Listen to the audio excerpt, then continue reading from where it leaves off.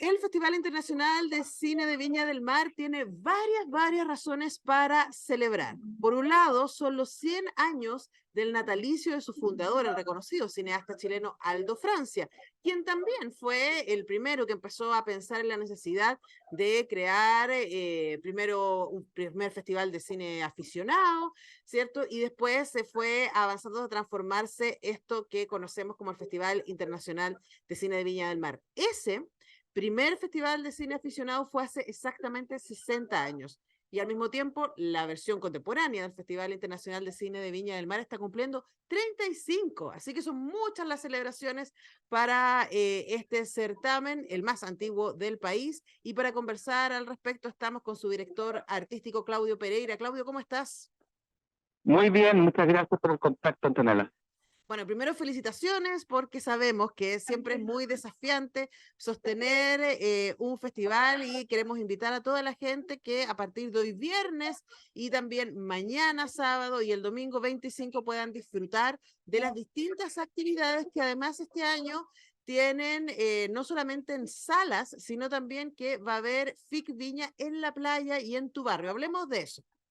Mira, ahí sí, el festival, como tú bien dices, es desafiante porque por un lado es complejo ante conquistar pantallas de públicos para ver si latinoamericanas en primer lugar, porque evidentemente el cine menos visto y menos conocido también y que menos tiene oferta en las pantallas es el cine producido en nuestro continente, en nuestro amplio continente, en nuestra región.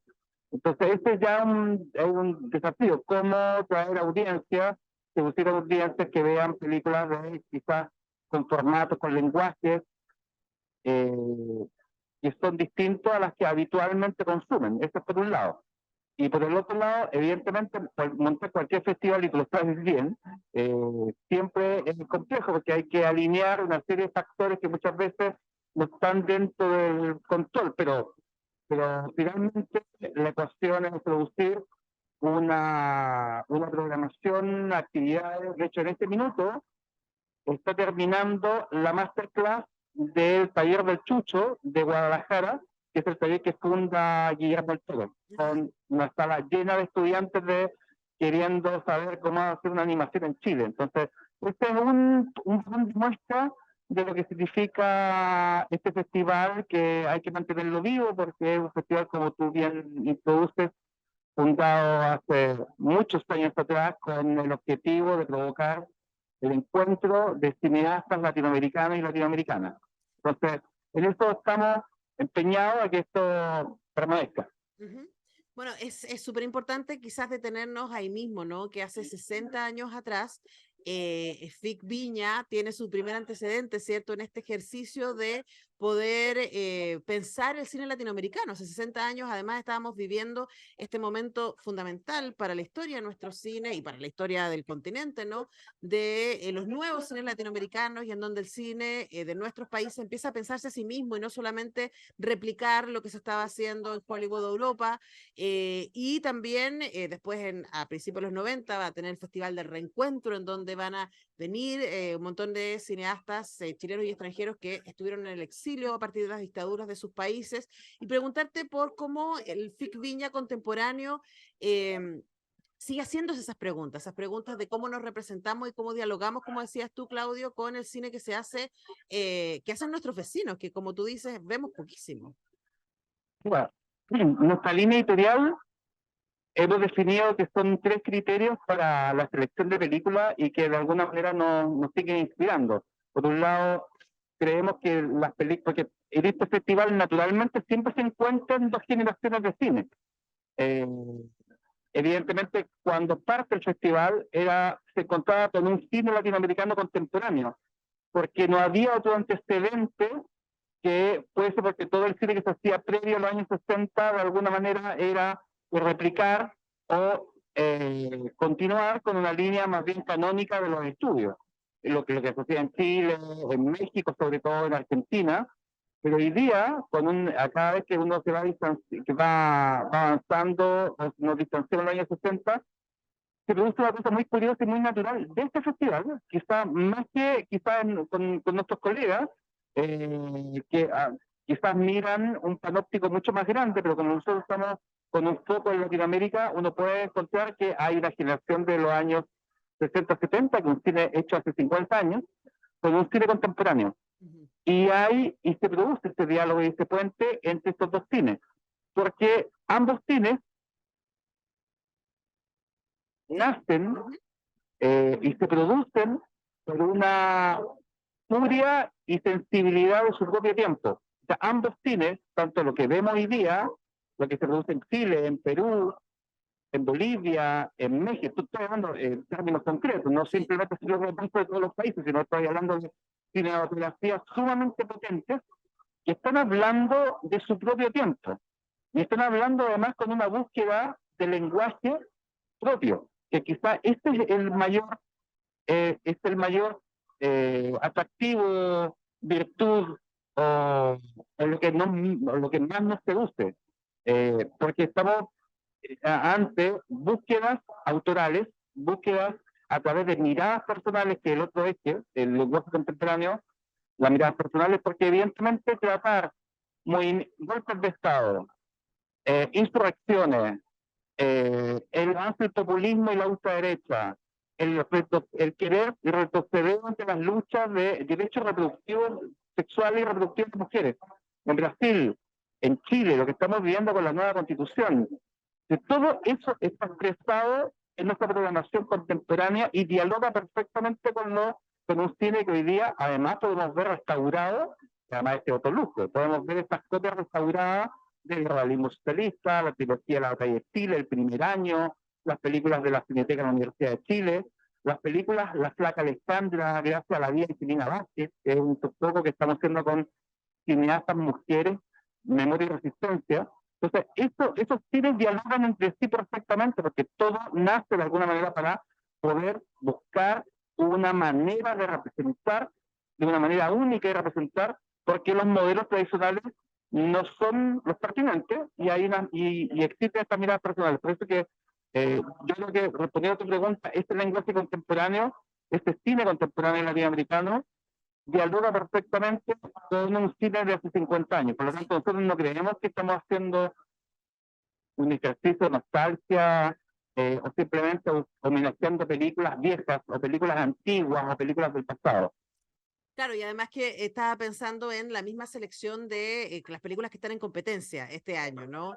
Películas como Bastardo, La herencia de un genocida romano, Isla Alien de Cristóbal Valenzuela, El que baila pasa de Carlos Díaz, El don absoluto, todas estupendos documentales que hablan un poco del pasado y del presente y cómo eso... Penal Cordillera, y agregaría en ficción Penal Cordillera. Sí, que es que Penal Cordillera todavía no la veo. Ya, perfecto. Que son estupendas, y claro, y además Penal Cordillera es la única ficción, está estrenándose, se estrenó ayer jueves en los cines, y hay otra ficción, y creo que esto también es importante, porque también no hicimos la pregunta, porque también hay otras maneras o hay otras búsquedas que no necesariamente tienen que ser hablar de un contexto político evidente, sino buscar también buenos narrativos.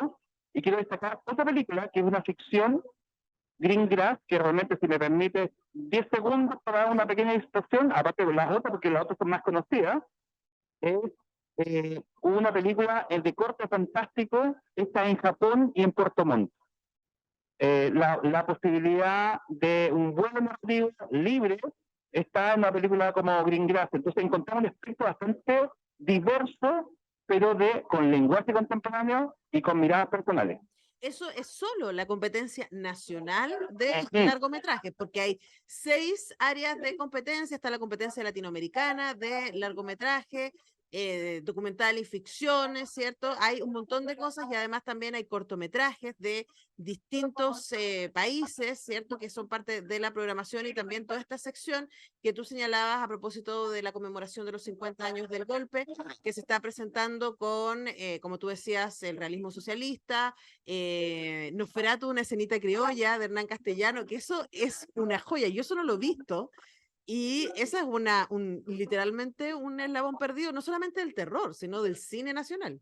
Exactamente, porque mira, sucede algo que a medida, y tú lo sabes bien como investigadora y como académica, cuando uno aparecen investigaciones, cuando aparecen publicaciones, cuando aparecen películas restauradas. O sea, es una enjambre de mucho esfuerzo que tienen que suceder para que aparezca esto.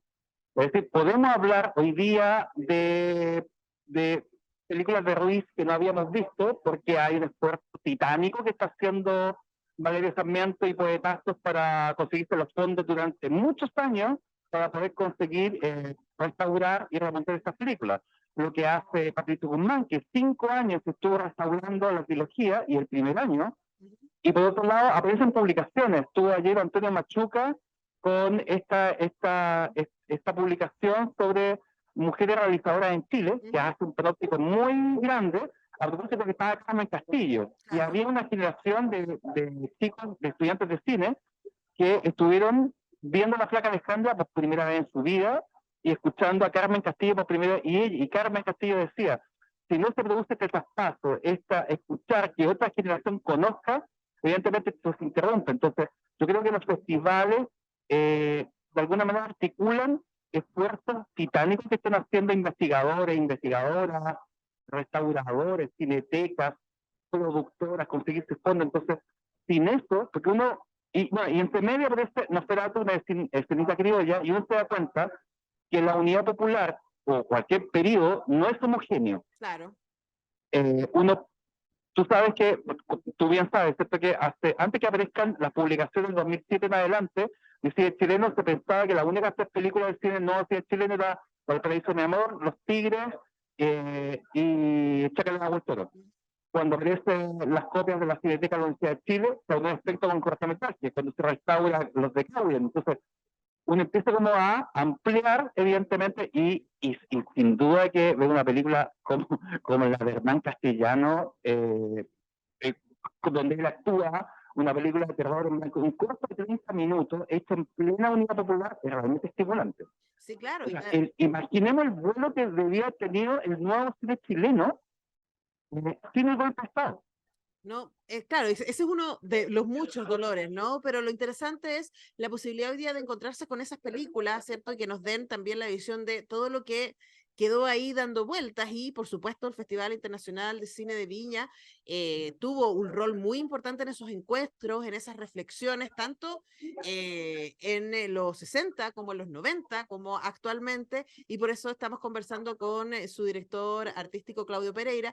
Quiero terminar donde partí con estas actividades que están sucediendo en la playa y en el barrio, que son parte de esta edición número 35 del Festival Internacional de Viña del Mar, porque además me encanta, Claudio, que están en esta misma línea lo que veníamos conversando, ¿no? Celebrando las películas que han ganado los años anteriores, como Los Jaivas Alturas de Machu Picchu, la estupenda Perro Bomba, yo soy muy fan de esa película de Juan Cáceres, y Carnaval, que es otra tremenda película, una coproducción argentino-chilena de Juan Pablo Félix, otra tremenda película instalada en el espacio del altiplano.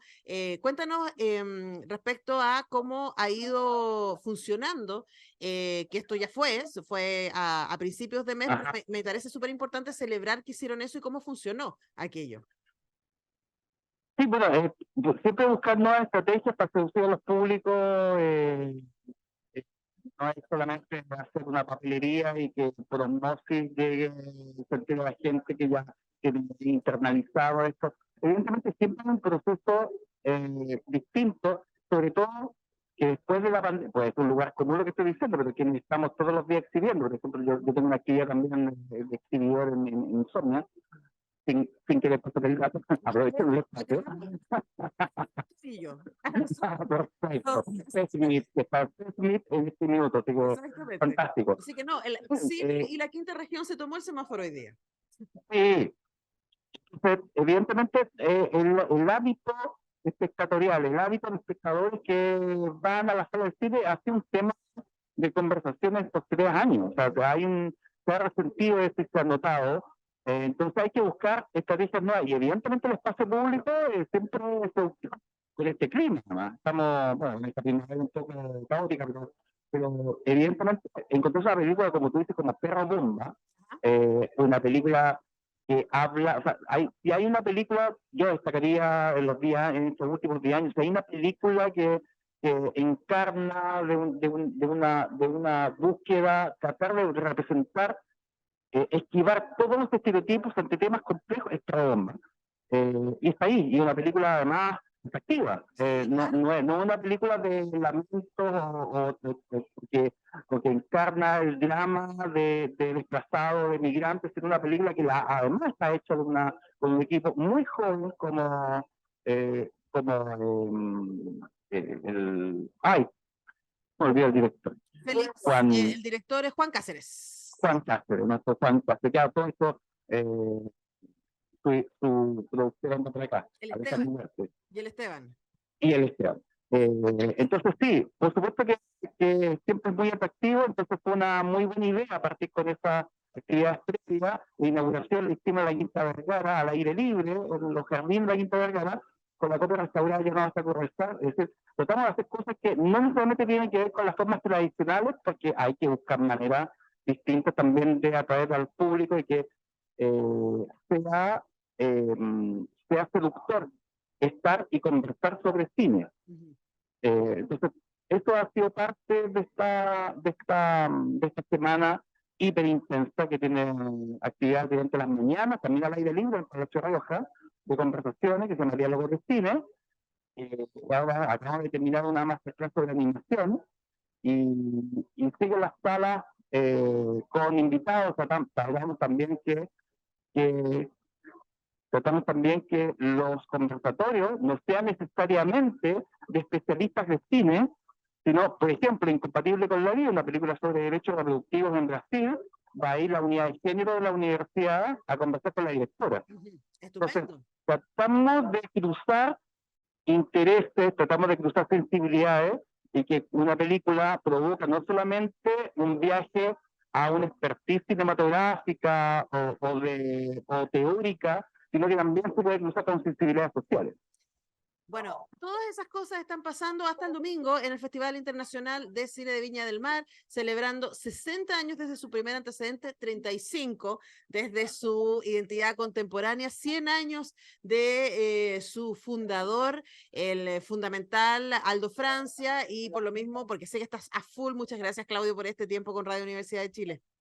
No, a ustedes siempre un exquisito espacio, los espacios que no sobran en este minuto hay que cuidarlos, y este es un espacio de ustedes que hay que cuidar. Muchas gracias, Claudio. Te mando un abrazo. No, gracias. Nosotros despedimos a Claudio y también despedimos el programa de hoy día, pero regresamos el lunes con todo el equipo a hacer una nueva edición de Semáforo. Que estén muy bien. Chao.